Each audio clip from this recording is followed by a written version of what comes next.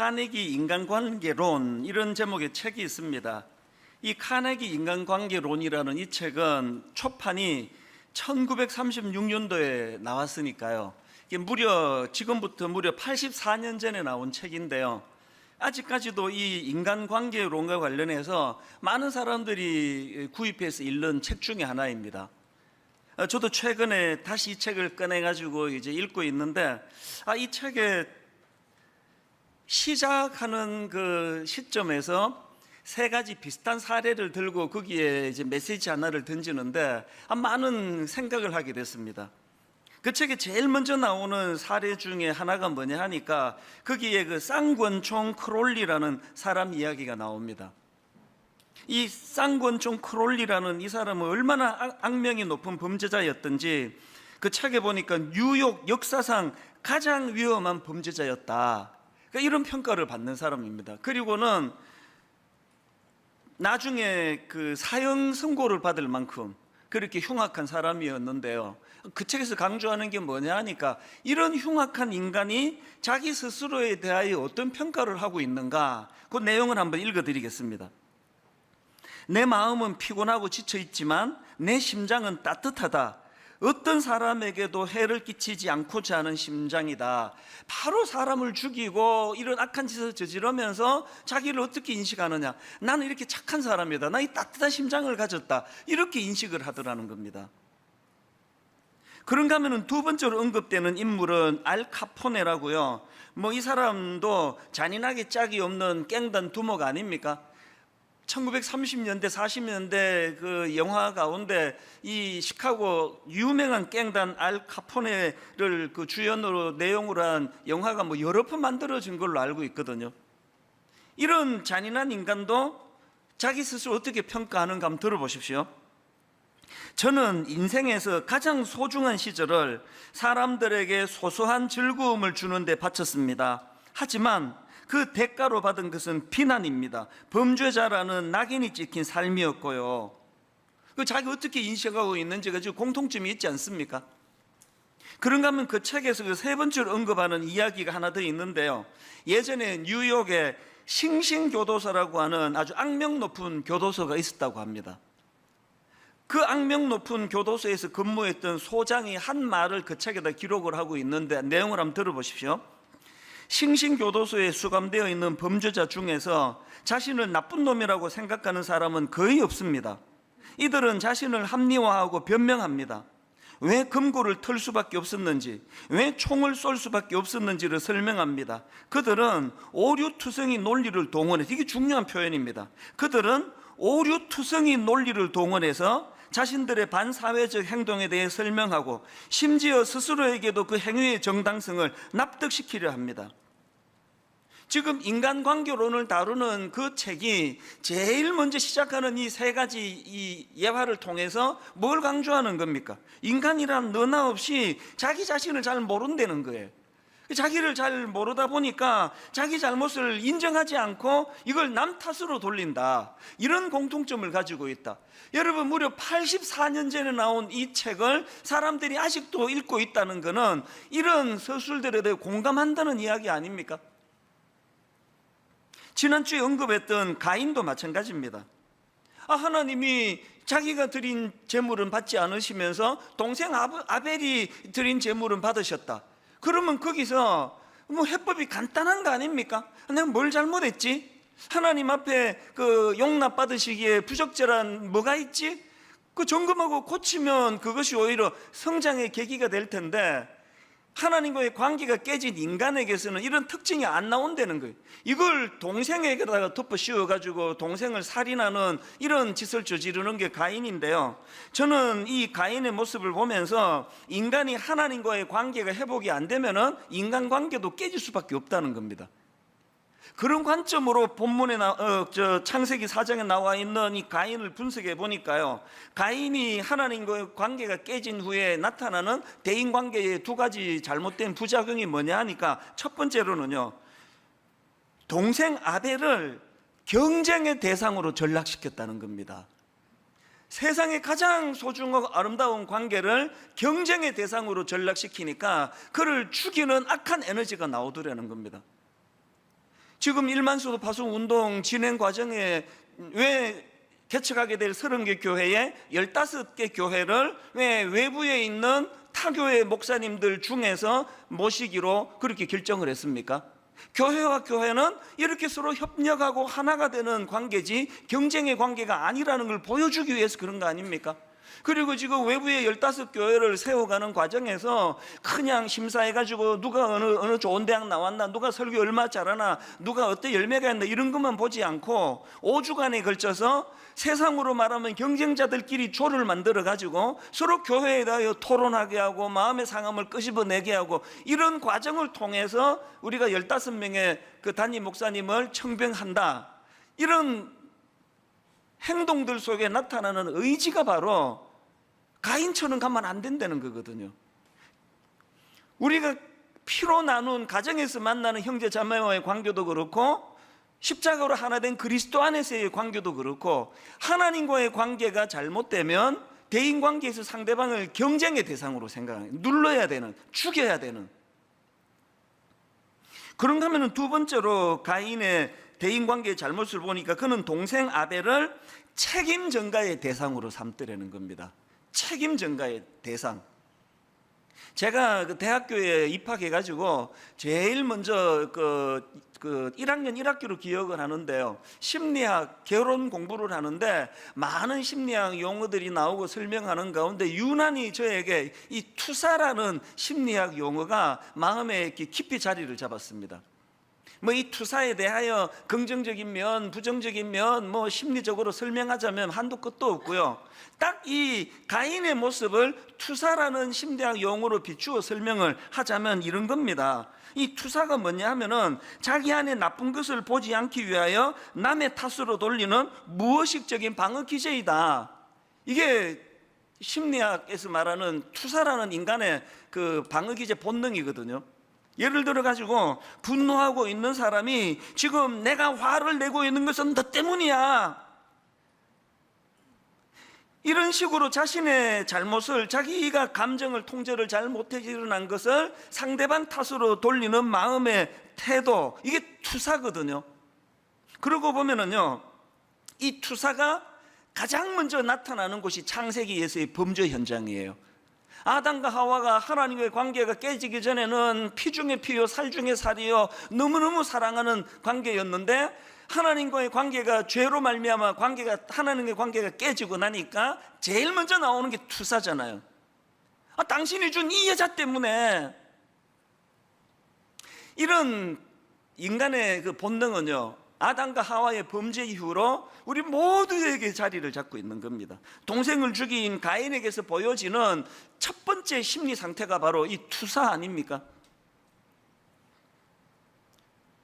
사실 저는 이런 식으로 이 가정 안에서의 일어나는 분노에 대한 설교를 이제 쭉 준비를 하면서 참 이 가정이라는 곳이 정말 위험한 것이다. 왜? 바로 이런 범죄한 이후에, 하나님과의 관계가 깨진 이후에 아담과 하와가 만난 게 오늘날의 가정의 모습 아닙니까? 야곱도 마찬가지 아닙니까? 현실적으로 가정 안에 수많은 울분과 분노를 만들어내고 가정 안에서 상처를 만들어내는 곳이라고 할 때 그 대표적인 케이스가 저 야곱이라고 생각합니다. 야곱이 그 오랜 세월을 다 사시고 이제 할아버지가 되셔가지고 자기 인생을 되돌아보면서 한 고백이 참 처절하지 않습니까? 창세기 47장 9절. 야곱이 바로에게 아뢰되 내 나그네 길의 세월이 130년이니이다. 내 나이가 얼마 못 되니 우리 조상의 나그네 길의 연조에 미치지 못하나. 그 다음 보세요. 험악한 세월을 보내었나이다. 이걸 현대인의 성경에서 이렇게 번역합니다. 정말 고달픈 세월을 보냈습니다. 근데 여러분, 한 인생이요, 지나간 자기 삶을 쭉 이제 죽기 직전에 돌아보니까 정말 고달픈 세월을 보냈습니다. 이렇게 고백하는데요, 여러분 야곱을 다 아시잖아요.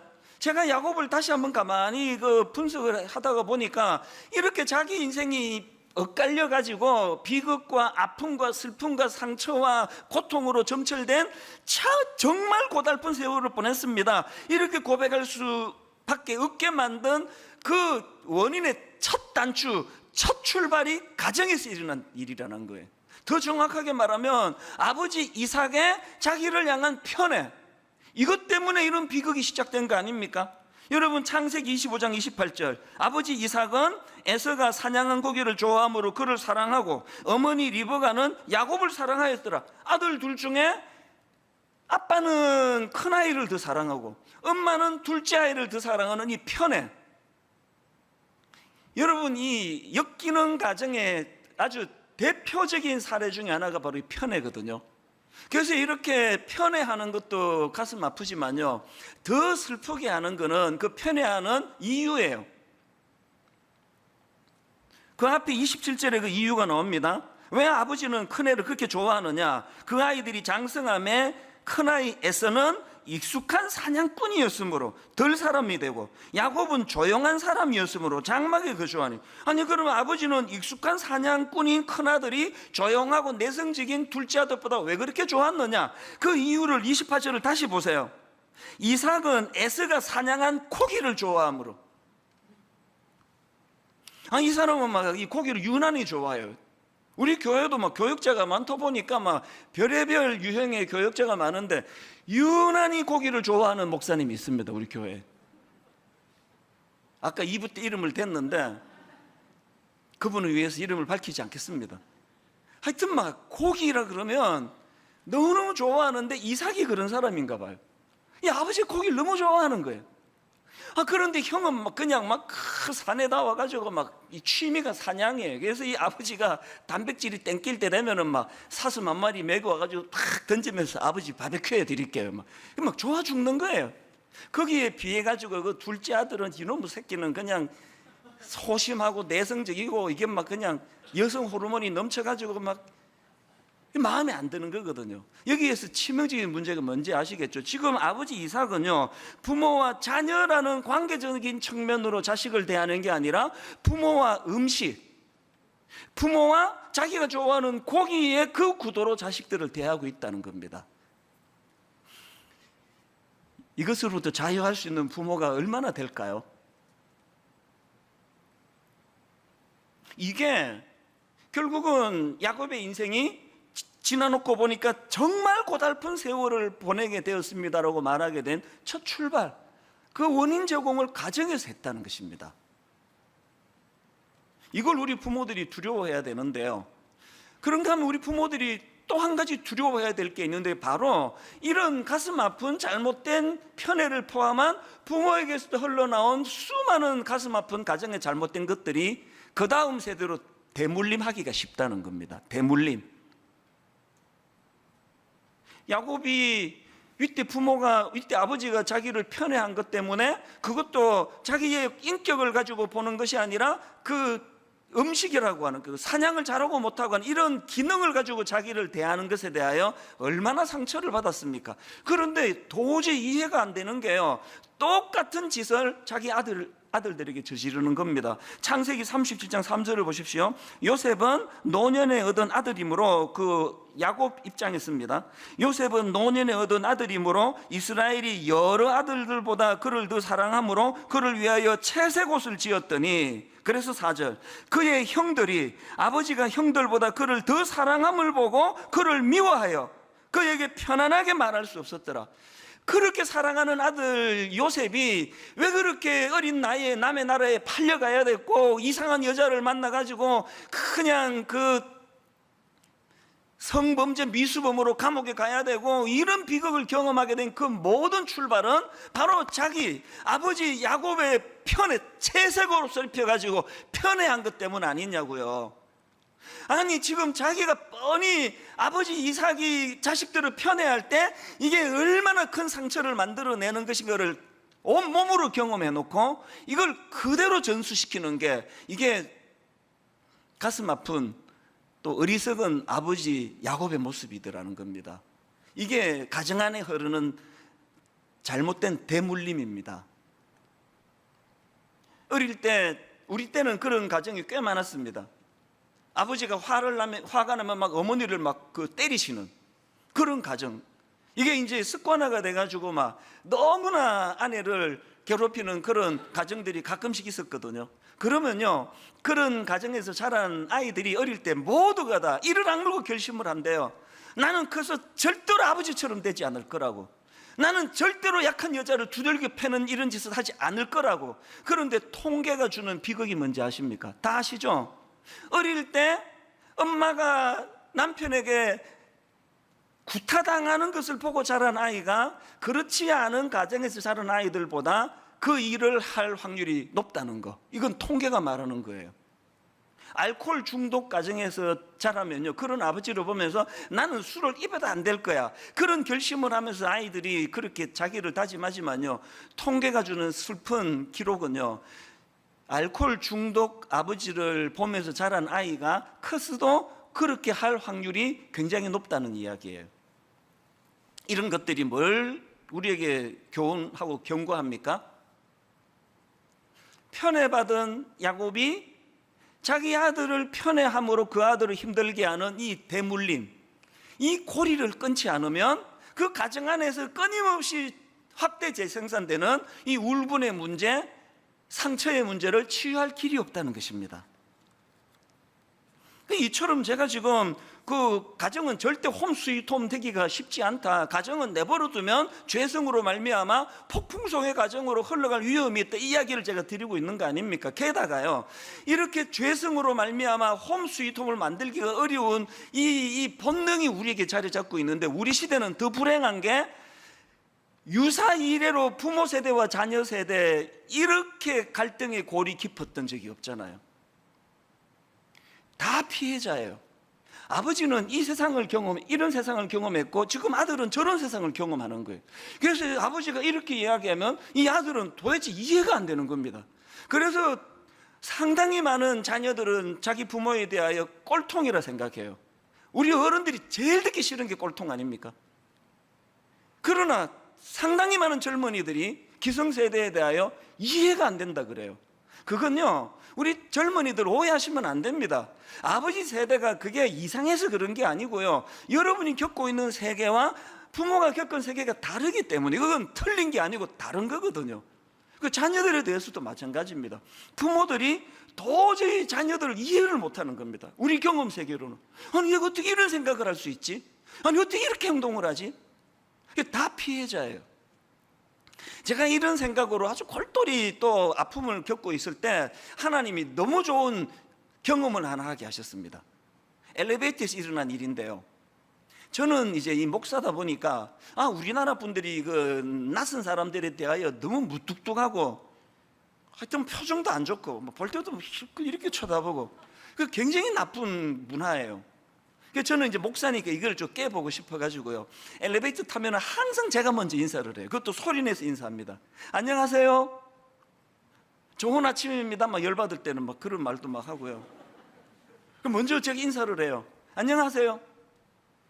그날도요, 여느 때와 다름없이 엘리베이터 문이 딱 열렸는데 거기 어떤 젊은 여학생이 타고 있더라고요. 그래서 저는 나이가 적고 많고 안 가리고 다 존댓말을 씁니다. 그래서 타면서 너무나 발랄하게 안녕하세요 그랬는데, 그쪽에서 완전히 이게 내가 민망할 정도로 그거를 무시하는 거예요. 이 전문 용어로 개무시.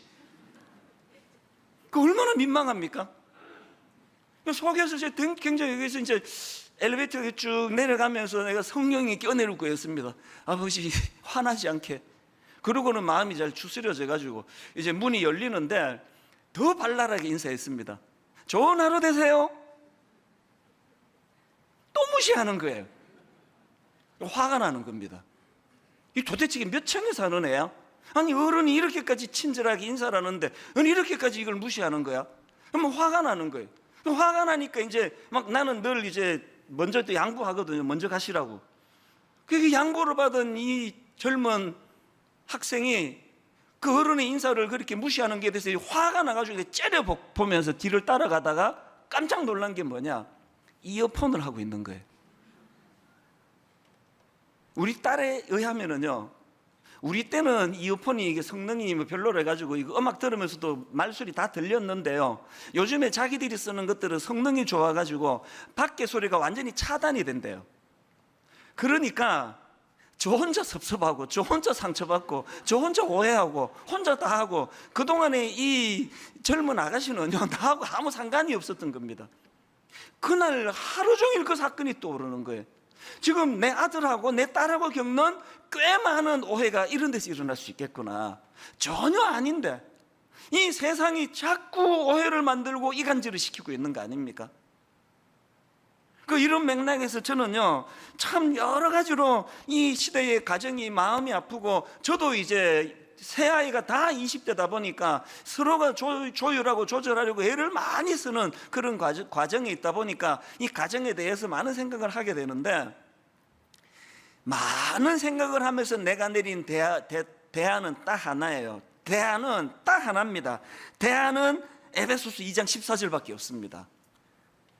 그는 우리의 화평이신지라 둘로 하나를 만드사 원수된 것 곧 중간에 막힌 담을 자기 육체로 허시고, 이 말씀은요, 가정 안에서 갈등이 일어날 때도 필요한 말씀이고, 사회생활할 때 뭐 보수니 진보니 이런 것들로 그냥 편이 갈라져 있을 때도 필요한 말씀이고, 전방위로 필요한 말씀이지만, 오늘 여러분이 에베소서 2장 14절 말씀은 오늘 우리 아픔을 겪는 가정의 절실히 필요한 말씀, 아니요, 유일한 대안이라고 믿습니다.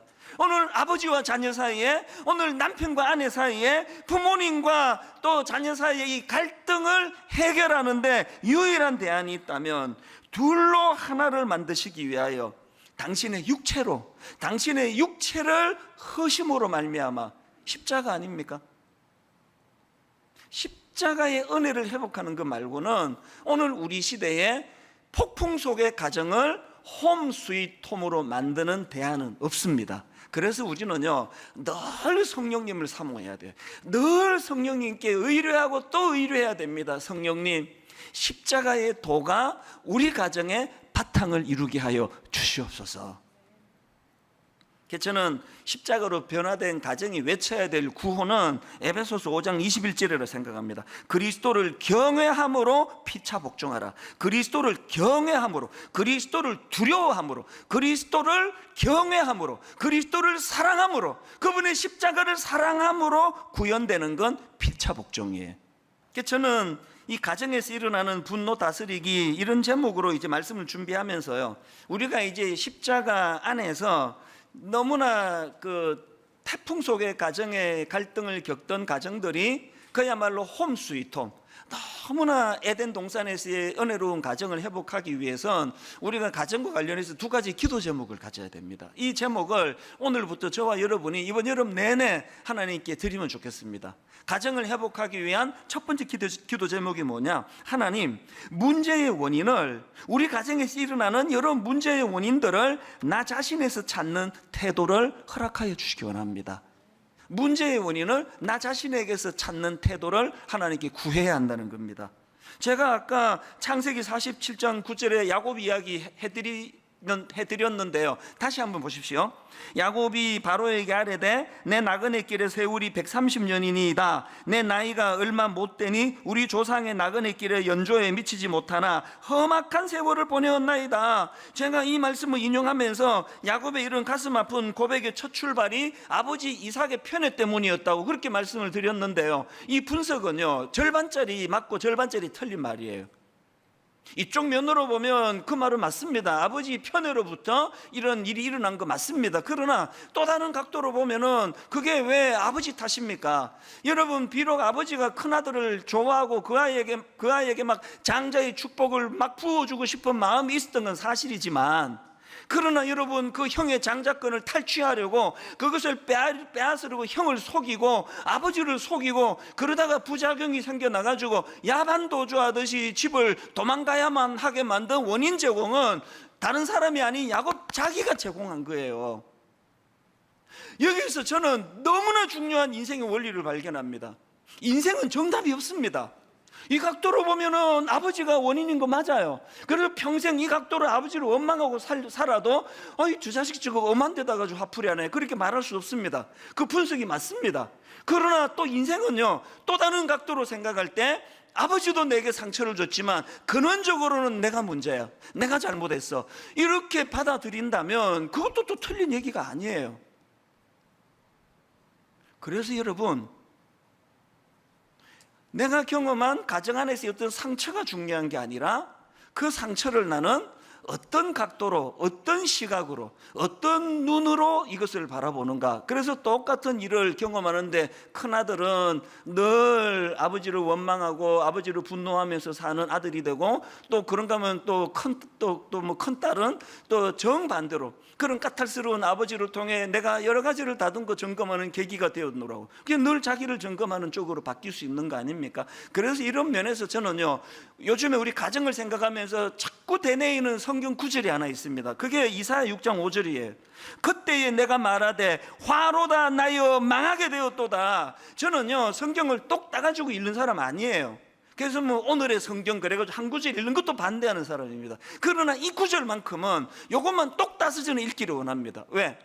제가 가정을 돌아보고 목회를 하면서 늘 제가 이렇게 분석하면 우리 부목사들이 잘못해가지고 내가 이렇게 된 거 아니냐고 원망할 때가 있습니다. 또 우리 장로님들이 잘못해가지고 이런 거 아니냐고 그렇게 말할 때 있습니다. 그러나 여러분, 똑같은 사안이지만 내 탓이라고, 화로다 나여 망하게 되었다고, 이건 내가 잘못한 거라고 그렇게 인생을 다시 해석할 때 같은 사건이지만 완전히 그 해석이 달라지는 걸 느끼거든요. 보통 이제 이렇게 감정적으로 화가 날 때는 뭐 1부터 100까지를 세라 뭐 이런 말도 하고요, 또 침을 삼킬 때까지 천천히 생각하라 이런 말도 하지만요, 저는 마음에서 이렇게 감정적으로 화가 쑥 올라올 때는 이 말씀으로 저를 다듬기 원합니다. 내가 지금 화가 나는데 이게 정당한 감정인가? 내가 지금 화가 나는 이게 정당한 건가? 이 질문을 하는 거예요. 그러면서 나오는 게 화로다 나여 망하게 되었다. 하나님, 이게 내 탓인 줄로 믿습니다. 예수 믿는 사람들이 가져야 되는 훈련이라고 생각합니다. 왜 그런가 하니까요, 가족의 두 얼굴 이런 제목의 책이 있는데 그 책의 소제목 하나가 눈길을 끌었습니다. 소제목이 이렇습니다. 가족 문제는 1+1이다. 1+1이다. 참 흥미로워가지고 내용을 보니까요, 한번 내용 일부를 읽어드리겠습니다. 부부관계가 힘들수록 서로에게 책임을 전가시킨다. 서로 성격이 너무 다르고 애초 잘못 만났고 너무 이기적이고 욕심이 많다는 등 상대에게 비난의 화살을 퍼붓는다. 불행한 결혼의 일은 바로 상대방의 실망스럽고 상처 주는 행동인 것이다. 1+1의 1이 뭐냐 하면은, 맞아요, 그 남편이 까탈스러워서 그래요. 그 아내가 자꾸 원인을 나한테로 돌려가지고 그렇게 짜증을 냈기 때문에 이렇게 어려워졌습니다. 그거 맞는 얘기예요. 그 1이에요. 그러나 가정이 불행한 건 1만 있는 게 아니라 1+1이 있다는 겁니다. 그 +1이 뭔지를 들어보십시오. 그러나 이것만으로는 힘든 부부와 가족 관계를 충분히 설명할 수 없다. 여기에 하나가 더해진다. 그것은 각자 배우자가 어린 시절 경험한 부모의 결혼 생활과 그때 받았던 상처이다. 이 둘이 합쳐져 1+1을 이루어 현재 불만과 짜증, 분노로 일그러진 가족이 된 것이다. +1의 원인은 나한테 있는데요, 여기서 설명한 이 어린 시절 경험한 그 가정에서 받았던 그 상처, 치유되지 않은 상처, 이거를요 성인 아이라 그럽니다. 이게 얼마나 중요한 개념인지 저는요 다음 주일날 이 성인 아이라는 이거 하나만 가지고 지금 주제로 설교를 준비하고 있습니다. 다음 주일 하게 될 거예요. 왜 가정의 문제가 잘못 만난 남편 때문, 잘못 만난 아내 때문만이 아닌 거라고 말하는지 아시겠죠? 분명히 잘못 만난 그 사람 때문에 원인이 제공되는 것도 맞습니다. 그게 1이에요. 그러나 1+1이 뭐예요? 이 정도를 용납하고 수용하고 품어주었다라면 이 사람이 변할 수 있었는데, 성인 아이, 내 안에 치유되지 못한 이 미숙함으로 말미암아 그것을 용납하지 않는, 그래서 그것이 분노로 나타나는 것이 이런 원인을 제공하게 됐다. 이게 1+1, 이 심리 상담자가 분석하는 책이거든요. 저는 배우자는 못 바꾸잖아요. 이미 이런 사람은 만났는데. 그러나 십자가 안에서 나는 변화될 줄로 믿습니다. 1+1이 가정을 이렇게 슬픈 상처를 만들어내는, 분노를 만드는 가정으로 그렇게 만들고 있다면, 하나님 우리 가정이 1+1에서 +1이 사라지는 은혜가 있기를 바랍니다. 이게 첫 번째 기도 제목이에요. 그런가 하면은 기도 제목 하나 더 있습니다. 두 번째 기도 제목이 뭐냐? 가정의 회복을 위한 기도 제목 두 번째, 공감 능력에서 오는 용서의 힘 구하기입니다. 왜 용서를 구해야 될까요? 용서도 힘이거든요. 용서도 영적으로 힘이 있어야 할 수 있는 거거든요. 가족의 발견이라는 그 책도요, 그 가족 상담한 교수가 쓴 책인데요. 그 책에 보면은 그 상담 사례가 하나 나와 있습니다. 어느 날 이 교수님에게 어떤 여성이 상담하러 찾아오는데, 이 여성은요, 어릴 때 너무 괴팍한 아버지를 만나가지고 아버지에 대한 분노가 꽉 차 있어가지고 아버지에 대한 분노 때문에 그렇게 상처를 많이 갖고 사는 그런 여성이었대요. 그 아버지는 이제 베트남 전쟁에 참전했다가 부상으로 부상당한 그 상위 용사라 그러죠. 근데 이 아버지는 정말 괴팍해요. 자녀들을 막 얼마나 가혹하게 다루는지요. 예를 들면 이런 거예요. 한겨울에 아이들을 마당에 집합시키는 거예요. 군인도 아닌데. 심지어는 한겨울에 그 애들을 마당에 집합시켜 놓고는 막 그냥 차가운 얼음 위를 뒹굴게도 해요. 또 한여름에 호수 가운데다가 이 애를 갖다가 빠뜨려놓은, 막 죽자 사자 헤엄쳐 나오게 하고. 그리고 이 여성에게 치명적인 사건이 있었는데 12살이 되던 해예요. 여러분, 그 초등학교 5학년 여학생이 12살이면 그 마음이 여린 여학생에게, 딸에게 세상에 뱀을 직접 죽이게 해요. 그리고는 더 끔찍한 거, 그 뱀을 먹게 합니다. 이게 이 어린 딸에게 너무나 큰 상처가 돼가지고요. 그래서 이게 이제 아버지에 대한 분노. 그래서 장성했는데, 성인이 됐는데 아버지를 생각하면 마음에 분노가 막 치밀어 오르는 겁니다. 그래서 우울해지고 이런 증상으로 고통을 당하는데요. 그런 증상을 가지고 이제 이 상담 교수님을 만나 상담을 드렸는데, 그날 이 상담하는 과정에서 이 여성이요, 두 가지를 깨달은 거예요. 하나는 자기 자신의 상태도 깨달았지만, 두 번째가 아버지의 내면을 들여다보는 계기가 된 겁니다. 아버지가 왜 이런 괴팍한 행동을 했는가? 아까 그 아버지는 베트남 전쟁에 참전했다가 부상을 당했다 그랬잖아요. 그 상처가, 트라우마가 이 아버지를 너무나 두려움에 휩싸이게 만든 겁니다. 그래서 이 세상은 베트남 전쟁터와 같은 곳이고, 이게 정신 안 차리면 언제 이런 끔찍한 일을 당할지 모르는 세상인데, 우리 아이들을 강하게 키워야 되겠다, 이렇게 약하면 안 되겠다, 그 트라우마에서 이런 무리한 행동이 나온 거더라는 거예요. 그날 이 여성이 깨달은 게, 우리 아버지의 행동 자체는 이해할 수 없는 나쁜 일이었지만, 그런 이해할 수 없는 아버지의 행동 내면에 우리를 사랑하는, 우리를 아끼는 마음이 있었다는 것을 깨닫고 나니까 치유가 되더라는 거예요. 이게 공감 능력이라는 그런 표현으로 쓰여지는 거 아닙니까? 제가 이런 내용을 담은 책을 읽으면서 공감 능력은 어디서 나오느냐? 히브리서 4장 15절에서 나옵니다. 우리에게 있는 대제사장은 우리의 연약함을 동정하지 못하시리가 아니요, 우리에게 있는 대제사장은 우리의 연약함을 동정하지 못하시리가 아니요, 모든 일에 우리와 똑같이 시험을 받으시니로되 죄는 없으시로다. 십자가가 가능했던 건 이렇게 천박하고 이렇게 미숙한 하나님과의 관계를 깨버리기 좋아하는 우리 인생을 동정으로 바라보시는, 긍휼로 바라보시는, 공감 능력으로 대하시는 그 은혜를 경험하고 나면은 우리에게 회복되는 게 공감 능력이에요. 제가 제 아내를, 제가 우리 자녀들을 내가 공감 능력이 참 떨어진다고 느낄 때는 어김없이 영적으로 침체되어 있을 때예요. 내가 영적으로 충만할 때는 내 안에 공감 능력이 너무나 모든 것도 다 용납할 수 있는 그런 사람으로 바뀌는 걸 제가 경험하거든요. 오늘 제가 본문으로 잡은 에베소서 4장 31절도 보십시오. 너희는 모든 악독과 노함과 분냉과 떠드는 것과 비방하는 것을 모든 악의와 함께 버리고, 이게 뭐 누구나 안 버리고 싶습니까? 안 되는데 어떻게 해요? 이 모든 악한 감정을 버릴 수 있는 능력은 그 다음 32절에서 나옵니다. 서로 친절하게 하며 상대방을 불쌍히 여기며, 그 다음 보세요. 서로 용서하기를 하나님이 그리스도 안에서 너희를 용서하신 것 같이 하라. 서로 용서하기를 하나님이 그리스도 안에서, 하나님께서 공감 능력으로 십자가로 우리를 구원해 주신 그 용서하심으로 서로 용서하라. 결론을 저는 이렇게 맺기를 원합니다. 참 우리 성령님은 저에게 너무나 자세한, 너무나 친절한 가이드가 되세요. 이런 가정의 문제를 이제 설교로 막 머릿속에 담고 있던 지난주 그게 수요일이었나 목요일이었나 서울에 아는 목사님을 만나기로 했거든요. 이제 일만수도 파송 운동에 대한 자문도 구하고 여러 가지 의논도 하고 그러려고 이제 그 목사님을 뵙고 한 2시간 대화를 나누었는데요. 교회에 대한 이야기를 나누는데 마지막으로 이제 끝내고 집으로 돌아오려고 하는데 이 목사님이 던진 한마디, 이게 저는 너무 전율이 느껴지는 겁니다. 뭐라고 이야기하는가 하니까 이제 교회를 얘기했으니까요. 교회도 성도들 간에 싸울 수 있고 다툴 수 있고 하지만, 그러나 교회는 세상과 달라야 된다. 교회도 세상과 같이 똑같이 싸울 수 있지만 교회는 싸우기만 하는 곳이 아니라 싸매어 주는 것도 같이 포함이 돼야 된다. 그러면서 그 목사님이 딱 이런 표현을 했어요. 싸우지만 싸매.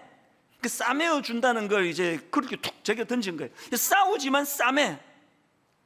그게 저에게 전율이 됐습니다. 전율이. 가정을 회복하는 성령님의 해법 한마디가 이거예요. 싸우지만 싸매. 예수 믿는 가정도요, 안 믿는 가정처럼 싸울 수 있습니다. 혈기 부릴 수 있고 상처 줄 수 있습니다. 그러나 은혜 받은 예수 믿는 가정이 달라야 되는 거 하나, 싸우지만 싸매. 저도 우리 아이에게 상처를 종종 주거든요. 그러나 제가 다른 아버지가 되기 원하는 거, 싸우지만 싸매. 돌아오는데요, 그렇게 설교를 준비하는데요, 울컥하는 찬양 하나가, 아버지 하나님을 모신 가정의 모습을 이 찬양으로 표현이 되는 겁니다.